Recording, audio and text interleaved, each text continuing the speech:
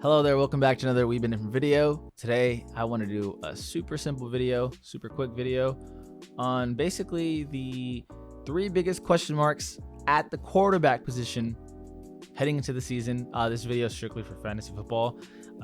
There's a difference between a good real life quarterback and a good fantasy football quarterback. You think the two would go hand in hand? Not necessarily all the time. They do. So yeah, let's just dive right into it. Honestly, the biggest question mark of the season, I'd rather just get out of the way now. Some may disagree with me.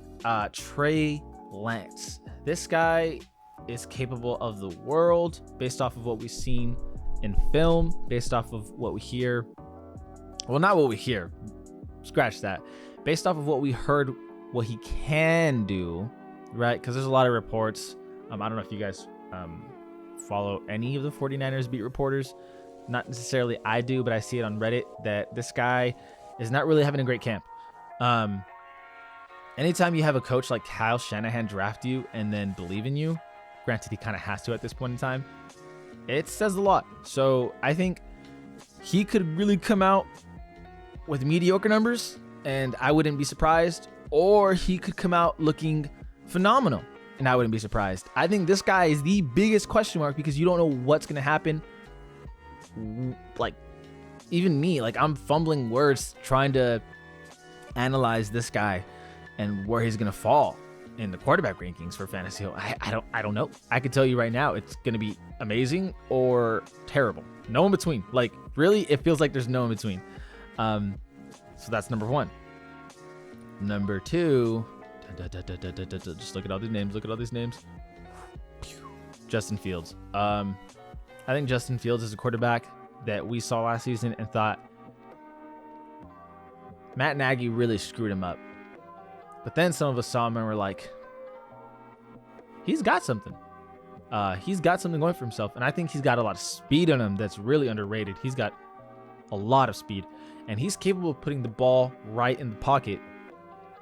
But it's just about consistency with him and him being able to get it going and him being able to flourish in his second season, because quarterbacks have a hard time learning all of the playbook in one season, let alone being the leader, let alone doing it all while you're at the age of 22, 23. So giving him 22, because now he's 23.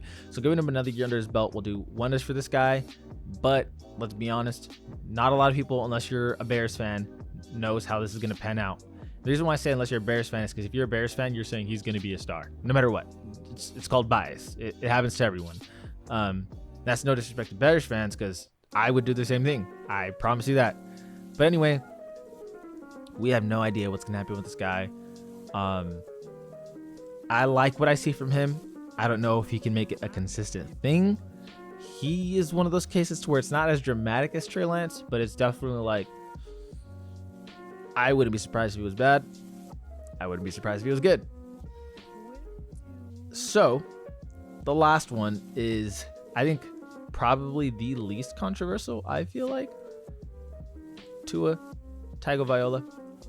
There are some names on here that you thought of. Probably Trevor Lawrence, Zach Wilson. Sorry, guys. I think the bigger question mark above that is Tua. I believe he's headed into his, third, fourth year, something like that. A lot of you have probably written him off and have said, well, he's just not good. He doesn't have a good deep ball. Can't put it in the pocket past 25, 30 yards. And this season, the Dolphins have surrounded this guy with massive talent. I'm sorry. You have someone like Jaden Waddle, Tyreek Hill. Anyway, what I was saying is someone like Mike Gesicki, Jalen Waddle, Tyreek Hill. First year head coach, I understand. But let's not pretend like this guy shouldn't get it done with the weapons that he has. Let's go a little more forward down. A lot of speculation about Tua getting traded over the course of the offseason. But the Dolphins doubled down and committed to him. I don't think any of this really matters.